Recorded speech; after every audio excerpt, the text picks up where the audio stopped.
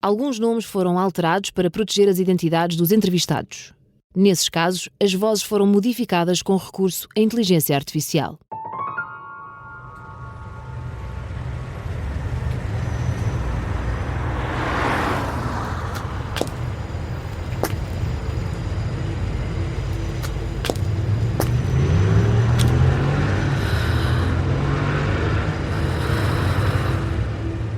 Os minutos vão passando, um a seguir ao outro. Nada acontece.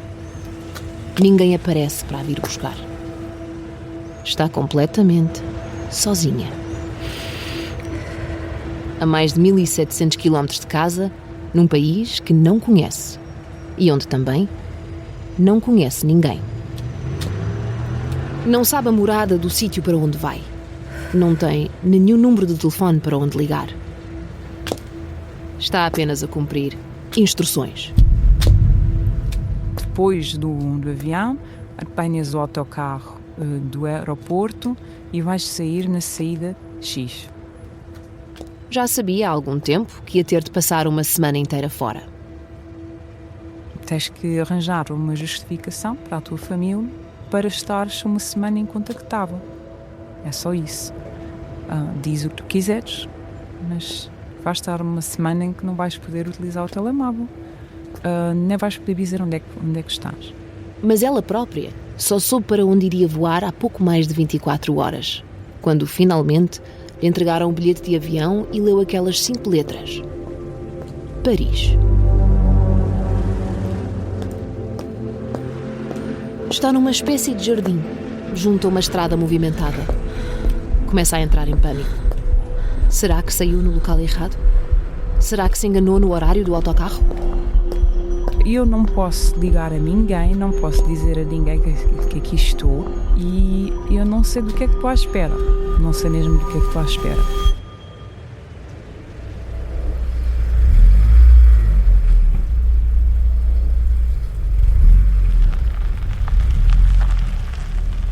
De repente há um carro que para. Lá de dentro sai uma mulher jovem, aproxima-se e pergunta-lhe o nome. Vera? Eu sim. Anda. E eu entrei no carro. A primeira coisa que a mulher lhe pede, ainda antes do motorista arrancar, é que lhe entregue o telemóvel e o passaporte. Ao longo dos próximos 7 dias, não vai voltar a vê-los. São as regras. Depois, passam à fase seguinte. Tive que prometer que ia estar de olhos fechados. E depois tínhamos uns óculos escuros que estavam pintados por dentro e não podia estar a olhar para as janelas. Portanto, eu tinha que estar de cabeça baixa, que era para não ver o caminho.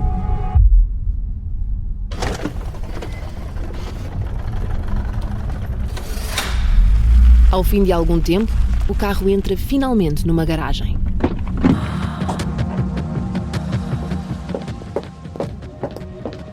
Sobem até um apartamento onde está uma outra rapariga. Nova, como ela, 20 e poucos anos. Que não diz uma palavra em português. Vera não faz ideia de onde está, nem de como vai passar a próxima semana. Só vai ter conhecimento dos passos seguintes quando tiver mesmo de os dar. Até lá, vai ficar fechada num quarto, incontactável e sem autorização para sair à rua. Aceita as condições e a vigilância. Acredita que se justificam. Afinal, não está ali em Paris de férias. Está ali para se encontrar com um dos homens mais procurados do mundo.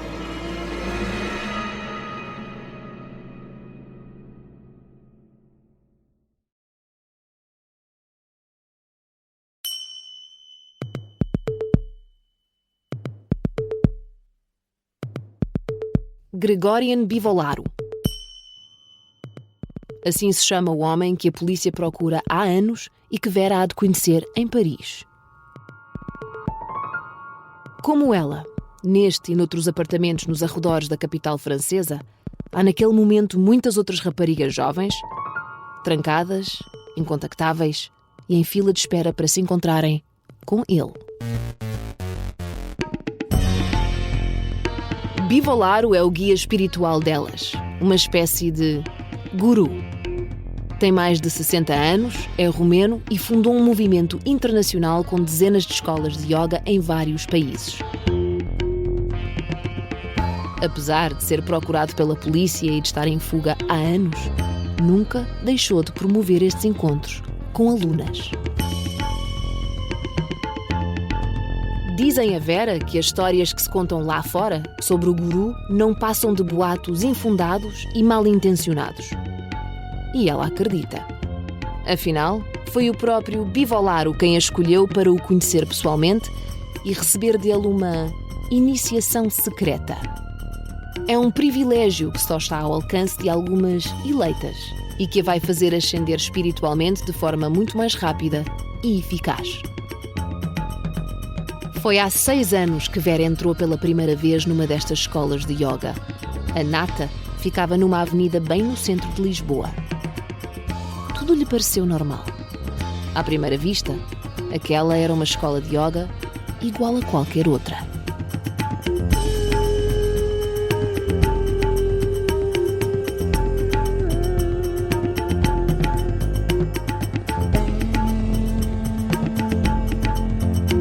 Os Segredos da Seita do Yoga. É uma série para ouvir em 6 episódios que faz parte dos Podcast Plus do Observador. É narrada por mim, Daniela Roy, com banda sonora original de Benjamin.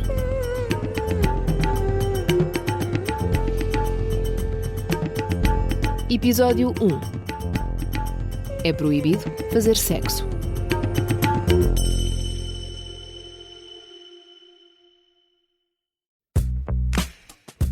Conhecer a verdade muda tudo.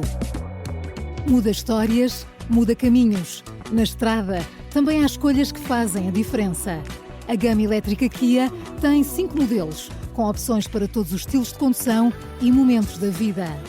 Uma nova forma de avançar com liberdade e mais de 600 km de autonomia. Gama elétrica Kia. Elétricos sem limites. Kia. Movement that inspires.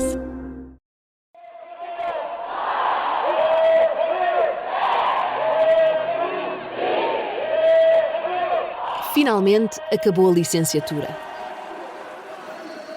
Passou os últimos anos a estudar e a trabalhar para pagar as propinas e o quarto arrendado em Lisboa. Devia sentir-se feliz. Mas em vez disso, Vera está de rastos.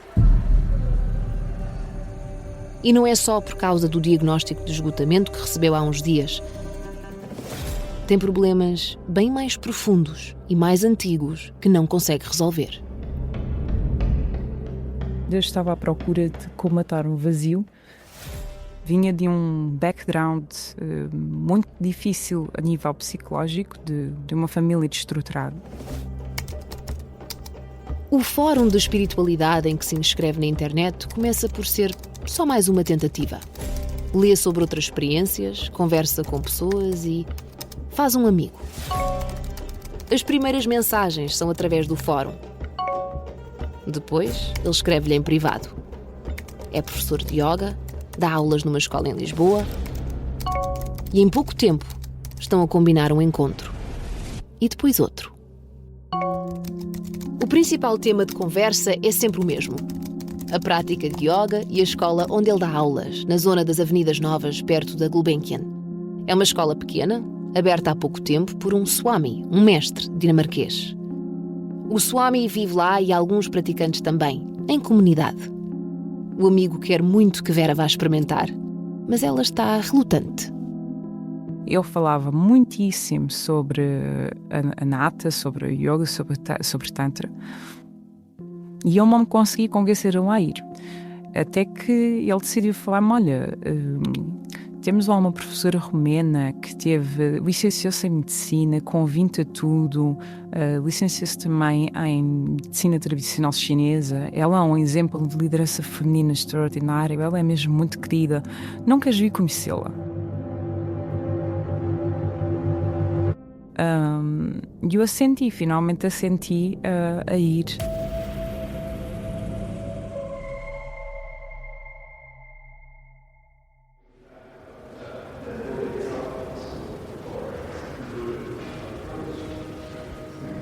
São 8 da noite, a hora marcada para a palestra do Swami Mahalayananda.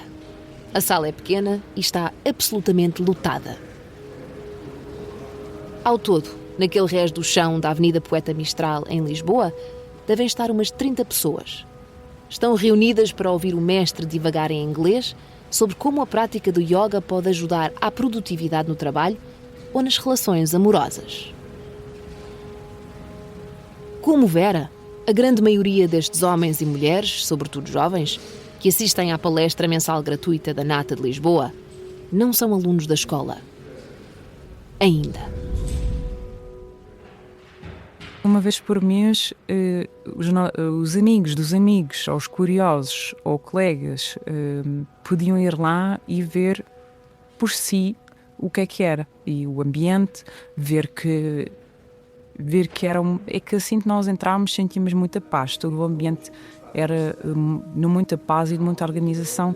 E tal como eu, muitas pessoas diziam: pá, estava à espera de tudo menos disto. E efetivamente respira-se paz aqui dentro da organização. Ainda foi mais uma ou duas palestras gratuitas e depois inscrevi-me para as aulas de yoga, que era uma aula semanal.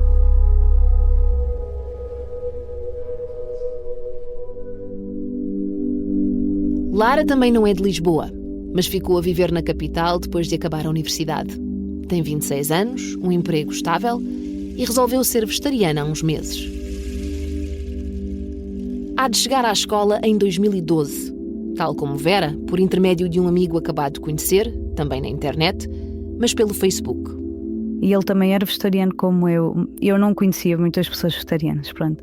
Então nós começámos a falar e eu lembro-me de lhe dizer que gostava de começar a fazer yoga porque sentia que era uma pessoa que era muito ansiosa, que precisava de alguma forma de aprender a lidar e a meditar e essas coisas. E então ele disse-me: olha, mas eu estou numa escola de yoga, podia-te levar lá, pronto. E foi assim, foi uma coisa muito natural. Começa a ir às aulas com esse amigo, que entretanto se há de tornar namorado. Depois inscreve-se como aluna.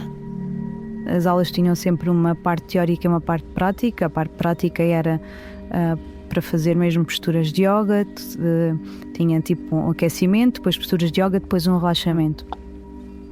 E na parte teórica explicava-se o que é que aquela asana, não é, que aquela postura nos fazia, quais eram os chakras que despertava ou que harmonizava e quais eram os efeitos, sei lá, a longo prazo, as melhorias que podiam proporcionar-nos. E depois, para além disso, vinham outro tipo de conteúdos, de alimentação, de técnicas de purificação, coisas assim do género.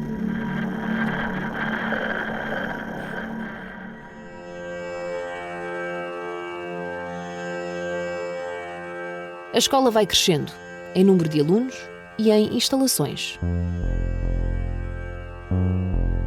Quando Lara chega, a Nata já ocupa 2 apartamentos T8 num edifício residencial na Avenida António Augusto de Aguiar, em pleno centro de Lisboa. Já não é apenas uma escola de yoga, é também um ashram, onde dezenas de alunos vivem em comunidade. Os homens e as mulheres dormem separados, o ambiente é familiar e convidativo. Não há um único sinal de alerta. Aquilo, se fosse só pelo aspecto das aulas, ou seja, você vai lá, tem a prática de yoga, tem as asanas, tem as posturas, tem a teoria. Se fosse só isso, era perfeito. O problema não, aquilo é interessante. O problema é as coisas que começam-se a descobrir por trás e que nem toda a gente sabe, porque nem toda a gente está nos mesmos núcleos. Luís foi dos primeiros a juntar-se à Nata. Passou 10 anos em aulas e a viver no ashram. E demorou até perceber que não estava tudo bem e que nem tudo era o que parecia. Aliás, diz que é muito provável que os alunos que frequentam apenas as práticas de yoga nunca se apercebam de que há alguma coisa de errado com a escola.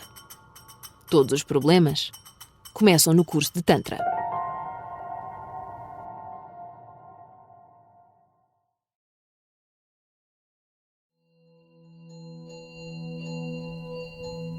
palavra está no próprio nome da escola. Nata, Escola Espiritual de Yoga, e Tantra. E pelo menos desde os anos 90 está também no imaginário coletivo, associada a um dos maiores nomes da música internacional. E a maratonas sexuais com a duração de um dia de trabalho.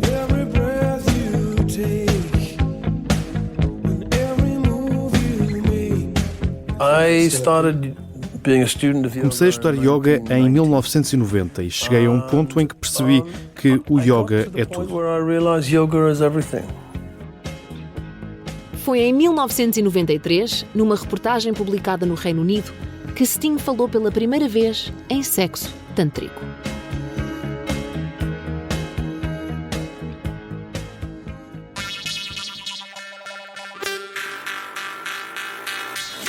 A técnica descrita por Sting tem um nome. Aliás, tem pelo menos 2.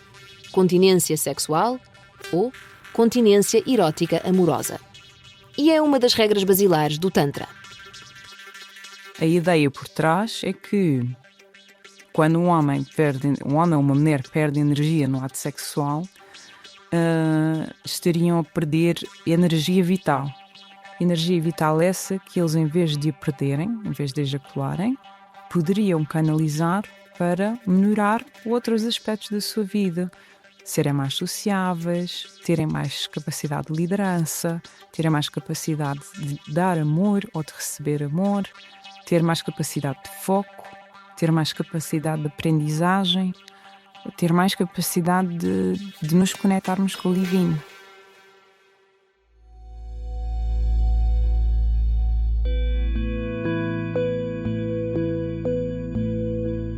Vera tem pouco mais de 20 anos. O sexo ainda é um enorme tabu. Se pensar nisso, já é desconfortável. Muito menos se imagina a receber lições sobre o assunto. Ainda assim, depois de uns quantos meses de aulas de yoga, cede à pressão e finalmente inscreve-se no curso de Tantra. Para quem quer mesmo evoluir espiritualmente, dizem-lhe os professores, é o melhor caminho a seguir. Eu não queria ir. Estava cheia de medo daquilo. E depois o curso não teve nada de impróprio, não teve nada de desconfortável. Absolutamente nada. Não havia nudez, não havia nada de desconfortável. Não se falava de posições sexuais, não havia nada disso. Falava-se de Tantra como caminho espiritual, como prática associada ao yoga, de como é que nós podíamos direcionar a energia sexual para outras coisas na nossa vida, que é o mesmo que se faz em outras tradições. Nas aulas de Tantra, os alunos aprendem mais posturas de yoga, muitos ensinamentos teóricos, mas também técnicas que mais tarde deverão pôr em prática em privado com os respectivos parceiros. Há exercícios para ativar cada um dos 7 chakras, os centros energéticos que interligam corpo, mente e espírito. Os princípios básicos são transmitidos logo no início do curso. Primeira regra: é absolutamente proibido ter sexo. Só se pode fazer amor, ou seja, ter relações sexuais com alguém por quem se sente uma ligação. Segunda regra: homens e mulheres devem praticar a contenção sexual e evitar os chamados orgasmos explosivos, para não desperdiçarem energia. Todas as vezes que 2 tântricos, um casal tântrico, fazia amor, basicamente estaria a canalizar aquela energia para algo que eles tinham combinado previamente. Para um chakra. Hoje vamos fazer amor dedicado a primeiro chakra, segundo chakra, terceiro chakra, a termos mais foco. Tenho estado a ter dificuldades na minha capacidade de liderança. Vamos fazer amor para isso.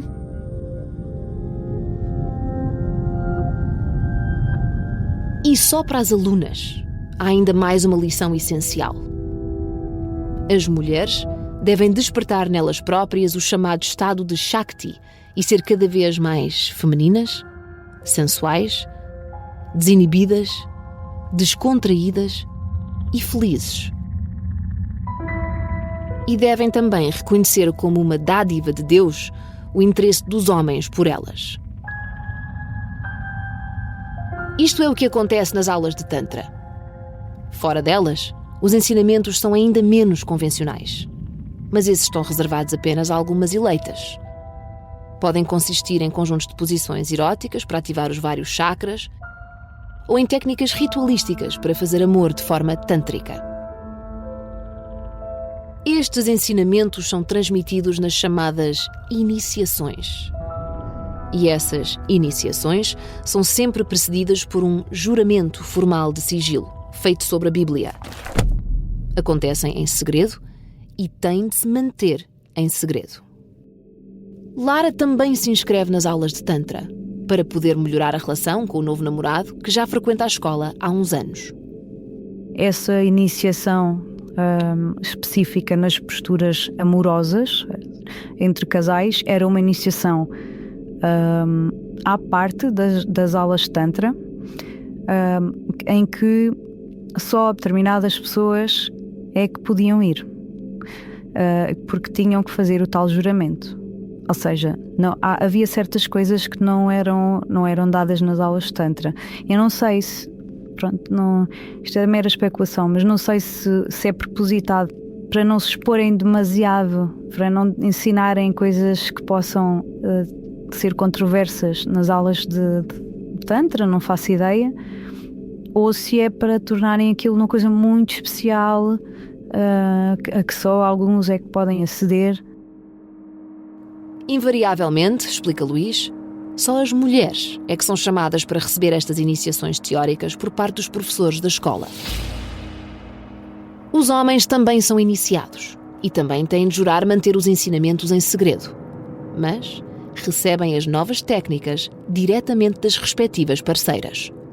Basicamente, a mulher é vista dentro daquela escola como a iniciadora.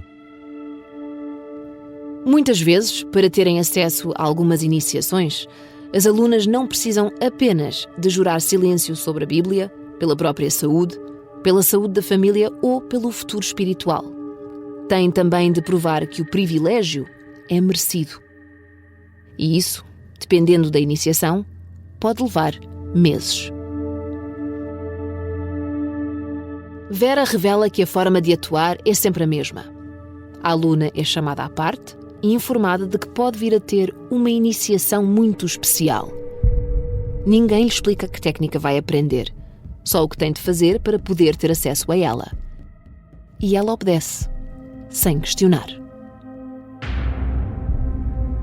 Fazíamos um tapas, que é uma prática espiritual intensiva, portanto, durante 6 meses eu tinha que fazer mais 3 horas de prática de yoga, mais 1 hora, mais 2, 3 horas de prática, o que fosse, que aquele tapas envolvesse, a crescer às 2 horas que já tinha que fazer todos os dias.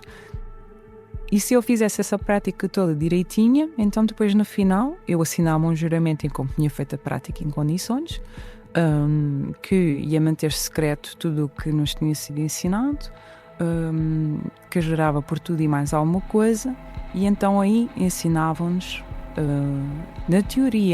em teoria,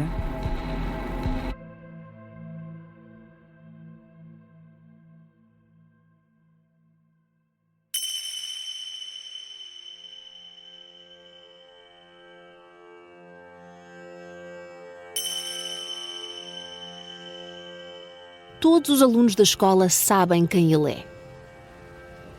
Mas o mais certo é que nunca tenham estado com ele pessoalmente, nem venham a ter a oportunidade de o conhecer. Nas salas de yoga, junto a pequenos altares improvisados, com flores frescas e velas acesas, há geralmente imagens de deuses do hinduísmo. Não são necessariamente as mesmas em todas as salas. Numa pode estar uma estatueta de Shiva, que é também considerado o pai criador do yoga. Noutra, pode estar Ganesha, o deus hindu com cabeça de elefante, que também é conhecido como removedor de obstáculos. O que não muda, e está em todos os altares, em todas as salas, são as molduras com fotografias daquele homem, grisalho, de óculos e olhar penetrante e sério. É o romeno Gregorian Bivolaru, o guia espiritual da escola, autor de todas as lições ali ensinadas e guru de todos os alunos. Carinhosamente, chamam-lhe Grig. A pouco e pouco ia-nos sendo incutido que o Grig era um ser muito especial. Não quero estar a exagerar, mas algumas pessoas acabavam por, de certa forma, o equiparar a Jesus ou pelo menos a um mestre muito evoluído. E que nós tínhamos uma grande graça divina por termos um mestre que estava encarnado, que estava vivo. Era uma graça divina, era algo muito especial que nós tínhamos, que era termos a possibilidade de ainda encontrarmos o mestre, ainda vermos o mestre. Segundo os relatos dos antigos alunos, é-lhes dito que quando têm dúvidas ou dilemas, é a ele que devem recorrer. São incentivados a escrever-lhe cartas que depois os responsáveis da escola lhe fazem chegar. Bivolaru tem a última palavra sobre tudo o que acontece nesta escola de Lisboa e nas outras, espalhadas pelo mundo. Por exemplo, é ele quem decide que alunas estão prontas para receber determinada iniciação. E é ele o único com poder para lhes passar esse conhecimento secreto de forma prática, em vez de teórica.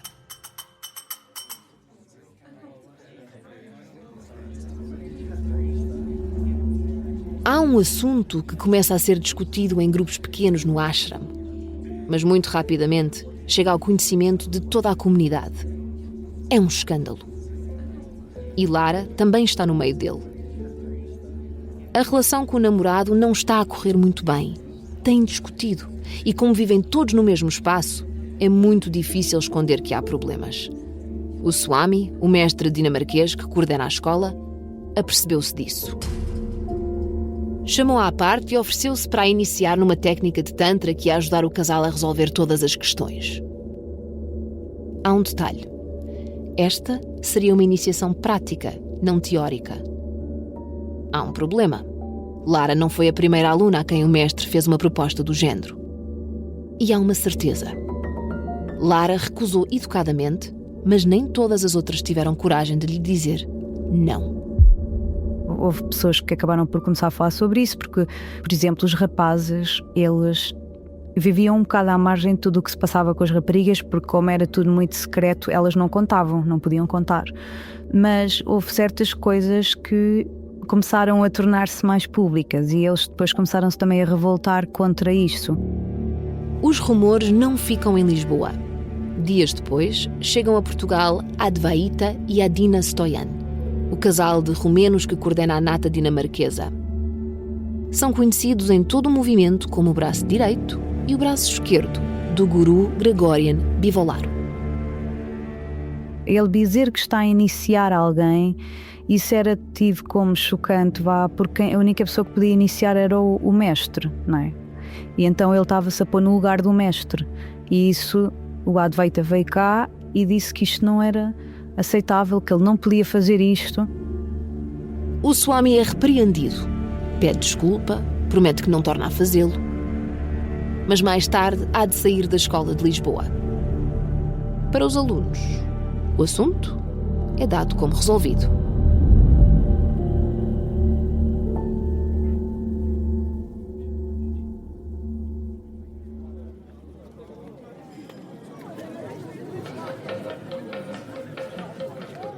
Nesta escola de yoga, os alunos aprendem que só podem fazer amor, nunca sexo. Mas isso não quer dizer que tenham de ter apenas um parceiro. Muito pelo contrário. Aprendem também que não devem ser monogâmicos. Dizia-se que uma relação monogâmica é uma relação inferior. Não, porque significa que estás limitado na tua capacidade de amar o outro. Quando comecei a ouvir esse tipo de explicação da poliamorosidade e do ser capaz de ter relações com várias pessoas, isso para mim chocou-me um imenso ao início. Pronto.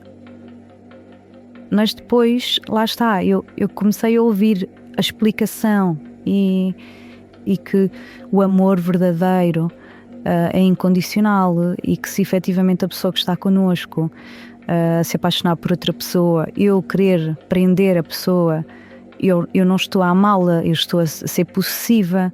Pronto, é um bocado por aí. Se nós realmente amamos alguém, queremos que essa pessoa seja feliz.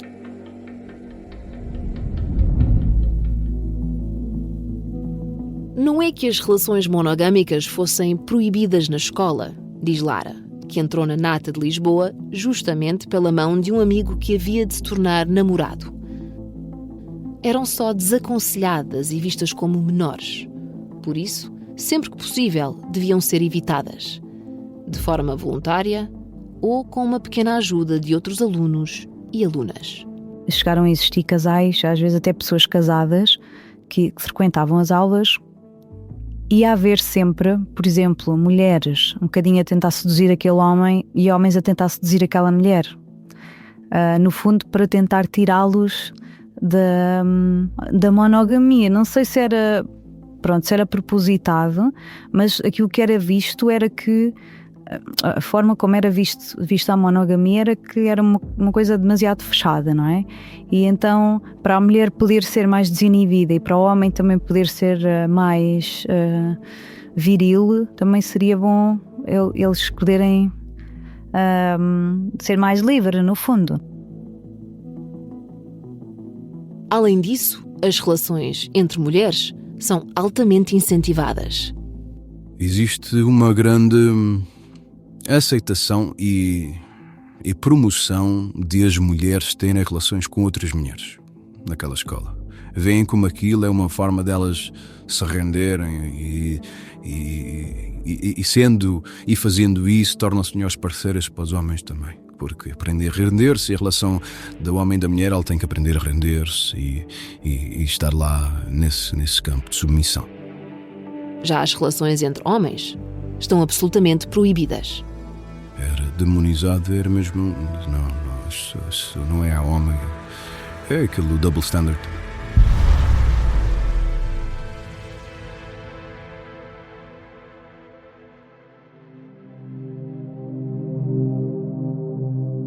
Vera já está na escola há alguns anos. Sabe que há segredos. Que há coisas que não se partilham. E que, a bem da evolução espiritual de cada um, é bom que seja mesmo assim. A quebra de um juramento traz consequências terríveis. Todos os monstros e demónios saem em perseguição dos que faltam à própria palavra e libertam sobre eles os males do mundo. Por isso, não faz perguntas. De tempos a tempos, há raparigas que desaparecem do ashram. Num dia estão lá, no outro já não. É como se fossem fantasmas. Ninguém fala sobre a ausência delas, quando de repente as camas que ocupavam ficam vazias.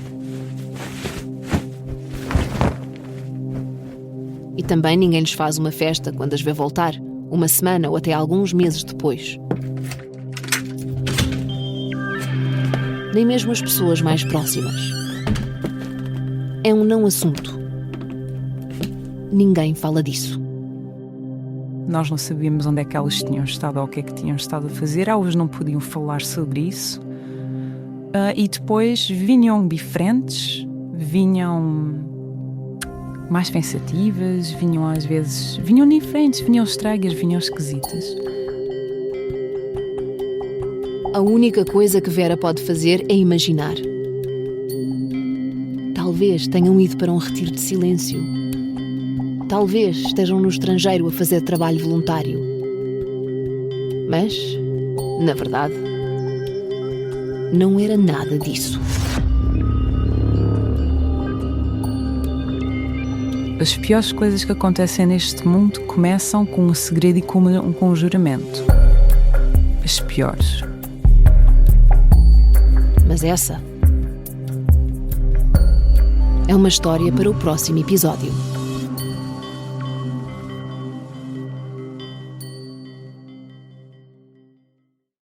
No próximo episódio. Vejo 3 fotos e canho tudo.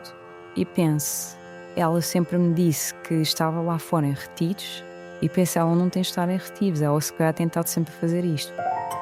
Ele tive sempre essas pancadas sexuais dele, mas também não é nada burro, inteligente. Então criou um grupo e através deste grupo, que até hoje ainda estão com ele, conseguiu crescer.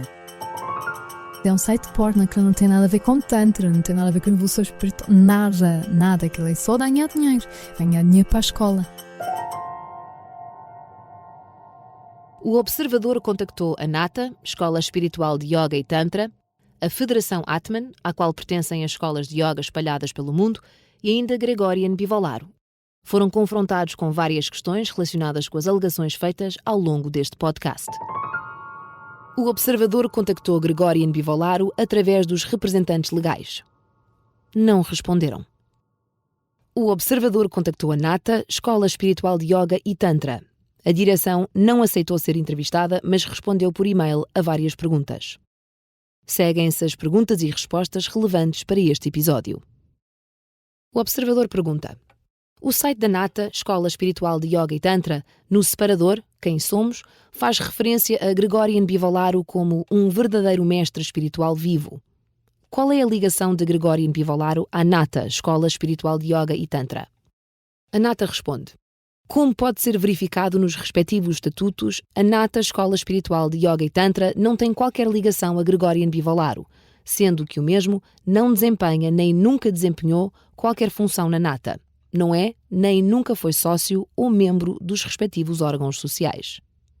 Podemos dizer é que, como autoridade publicamente reconhecida na área, com vários livros publicados, nos seus cursos a Nata segue alguns dos seus ensinamentos, pelo que no nosso site apresentamos Gregorian Bivolaro como o coautor do curso de Yoga Integral Esotérico, do curso de Tantra Yoga Esotérico oferecido pela Federação de Yoga e Meditação Atman, da qual a Nata é escola membro afiliada, e autor de muitos livros e publicações espirituais. Sendo que o curso de Yoga Integral Esotérico e o curso de Tantra Yoga Esotérico são apenas 2 dos variados cursos que disponibilizamos na Nata, Escola Espiritual de Yoga e Tantra. O observador pergunta: e qual é a posição da Nata, Escola Espiritual de Yoga e Tantra, face à detenção de Gregorian Bivolaro por suspeitas da alegada prática de crimes de violação, tráfico de seres humanos, sequestro e abuso de fraqueza? A Nata responde: a Nata, Escola Espiritual de Yoga e Tantra, repudia de forma inequívoca qualquer forma de violência, exploração ou abuso, ou qualquer tipo de atividades criminosas. Não compactua com atividades ou comportamentos que possam configurar crimes dessa ou de outra natureza.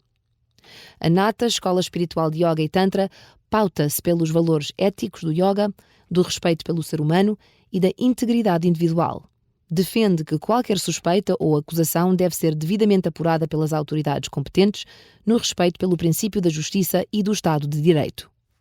O observador pergunta: a Nata, Escola Espiritual de Yoga e Tantra, deixou de lecionar aulas escritas por Gregorian Bivolaro?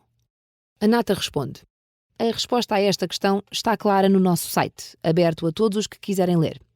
Gregorian Bivolaro é o autor do curso de Yoga Integral Esotérico, coautor do curso de Tantra Yoga Esotérico oferecido pela Federação de Yoga e Meditação Atman, da qual a Nata é escola membro afiliada, e autor de muitos livros e publicações espirituais. O observador pergunta: por que motivo se mantém a referência a Gregorian Bivolaro como mestre espiritual vivo no site da Nata, Escola Espiritual de Yoga e Tantra? A Nata responde: no contexto do yoga, o termo mestre espiritual designa alguém que, através da sua experiência e prática, inspira e orienta outros no caminho de autoconhecimento e do desenvolvimento interior.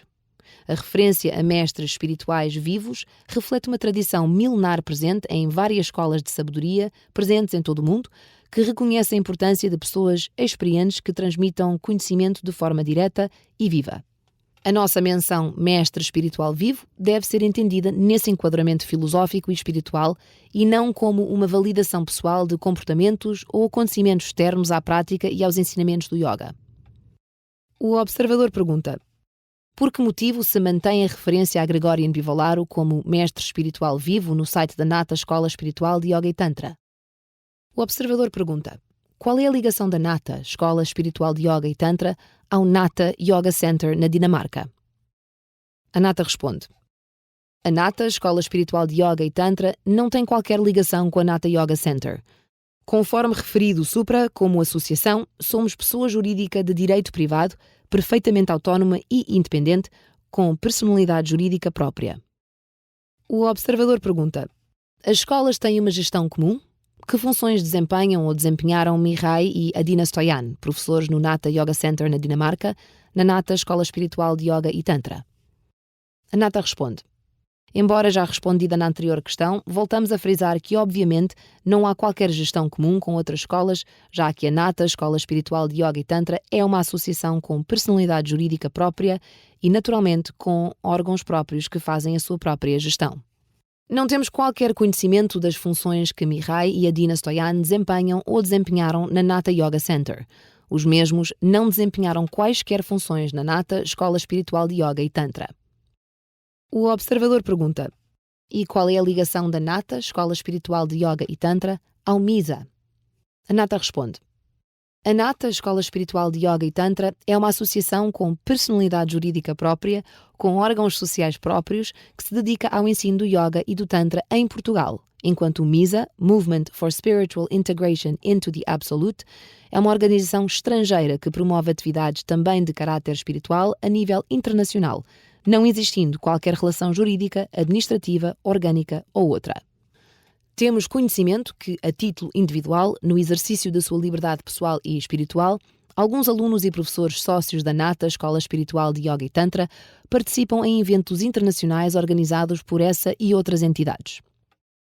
O observador pergunta: 2 alunas da Nata Escola Espiritual de Yoga e Tantra queixam-se de terem sido convencidas por professores a viajar para Paris, para alegadamente receberem iniciações sexuais por parte de Gregorian Bivolaro. Estas alunas acusam a escola de ter assegurado toda a logística, juntamente com representantes do MISA, na Roménia.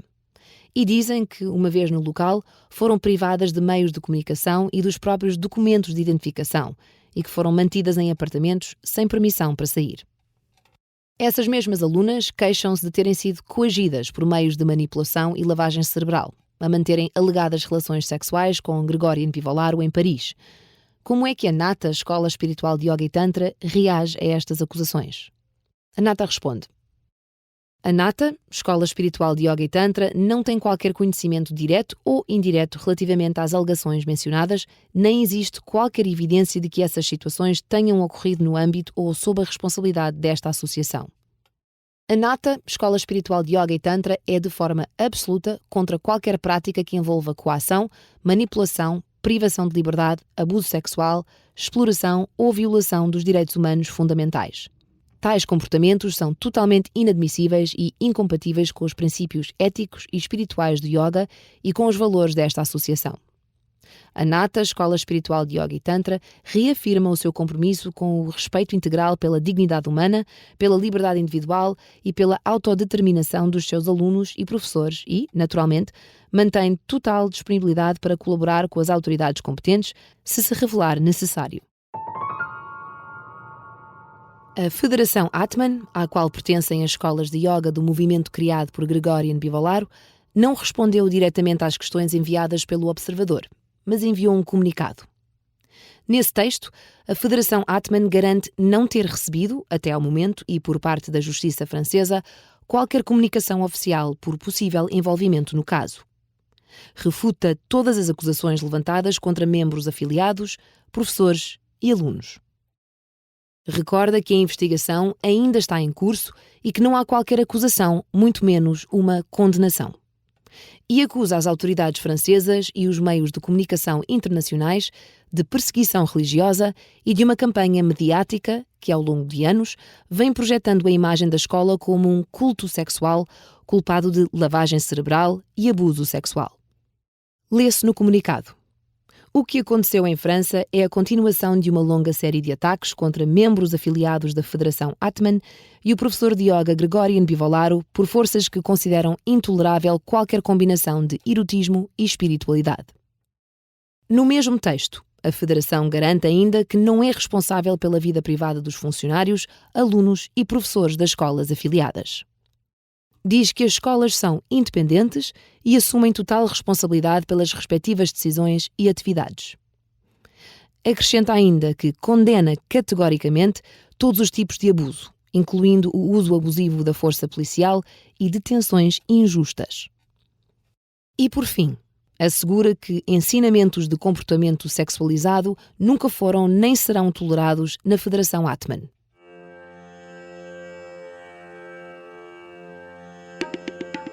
Os Segredos da Seita do Yoga é uma série para ouvir em 6 episódios e faz parte dos Podcast Plus do Observador. É narrada por mim, Daniela Roy, e tem banda sonora original de Benjamin. O guião e as entrevistas são de Mariana Marques Tiago e Tânia Pereirinha. A sonoplastia e desenho de som são de Pedro Oliveira. O design gráfico é de Ana Moreira. A edição é de João Santos Duarte e Tânia Pereirinha. A coordenação é de Miguel Pinheiro, Filomena Martins, Pedro Jorge Castro, Ricardo Conceição e Sara Antunes de Oliveira. Se tem alguma informação para partilhar sobre este podcast ou se conhece alguma história que acha que deve ser investigada, pode escrever-nos para podcastplus@observador.pt. Podcast Plus do Observador. É mais do que um podcast. Os Podcast Plus do Observador têm o apoio da Kia.